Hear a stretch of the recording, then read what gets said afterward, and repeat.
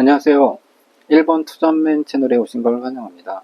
오늘은 부동산 업자가 알려주지 않은 일본에서 집을 싸게 구하는 방법에 대해서 설명해 드리려고 합니다.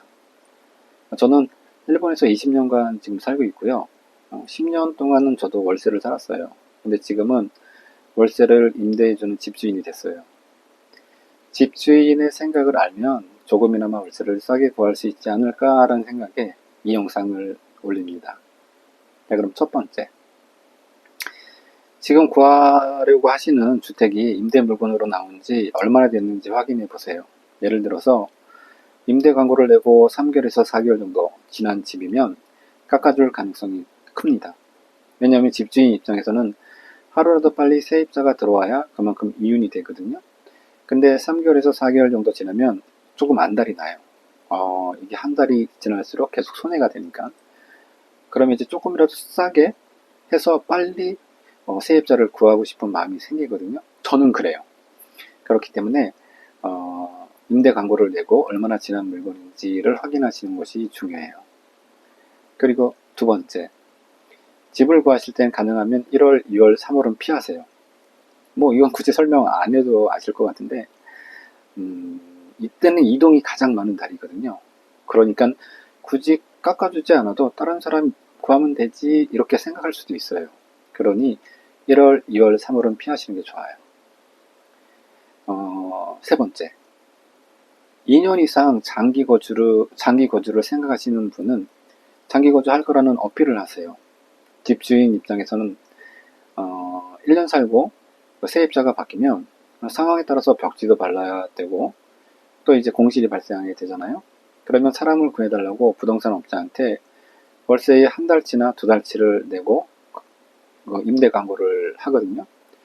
그러니 오래 사신다고 어필을 하면 이런 불필요한 비용은 지불 안 해도 되니까 조금 싸게 해줄 수도 있어요. 그리고 네 번째, 이거는 이미 거주하고 계신 분에 해당하는 사항인데요.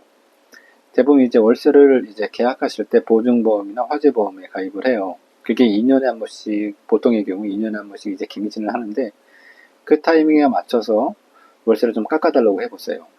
왜냐하면 체크포인트 3에서 말씀드린 것처럼 한번 나갔다 들어오면 한 3, 4개월 정도 손해를 봐요. 자, 그럼 계산을 한번 해보죠. 예를 들어서 7만엔짜리 집이 있다고 해봐요. 3개월 만에도 21만엔인데 자, 제가 예를 들어서 3천엔을 깎아줬다고 합시다. 그러면 1년 해봐야 36,000엔, 2년 해봤자 72,000엔. 21만엔의 손해를 볼까? 72,000엔의 손해를 볼까? 저 같으면 72,000엔의 손해를 보는 게 낫다고 생각을 해요. 그리고 마지막으로 다섯 번째. 말 한마디에 천냥빚을 갚는다고 하잖아요. 말을 어떻게 하느냐에 따라서 깎아줄 수도 있고 기분 나빠 안 깎아줄 거야 이렇게 하실 사람도 있을 것 같아요. 예를 들어서 이제 저라면 이렇게 얘기할 것 같아요. 7만엔짜리 집이 있다고 가정을 하고 이 집이 너무 마음에 드는데 사실 월세가 좀 버겁다. 좀 깎아줄 수 없냐. 예를 들어서 대학생이나 사회초년생이면 경제적으로 어렵다는 건 다 알고 있거든요. 그리고 저 같은 경우는 그래요. 저 같은 경우는 또 이제 월세를 계속 살았고 사회초년생이었던 경우 시기가 있었으니까 그 마음은 어느 정도 헤아릴 수 있어요. 그러면 저라면 2, 3천에는 깎아줄 것 같아요. 그리고 이런 내용은 중개업자는 잘 안 알려줘요. 왜냐면 중개업자는 월세를 기준으로 수수료를 받아요. 그러니까 월세를 깎아주면 깎아줄수록 자기 수입이 줄어들죠. 이런 걸 굳이 알려줄 필요는 없죠. 중개업자 입장에선. 오늘은 여기까지고요. 다음에 다른 영상으로 다시 찾아뵙겠습니다. 감사합니다.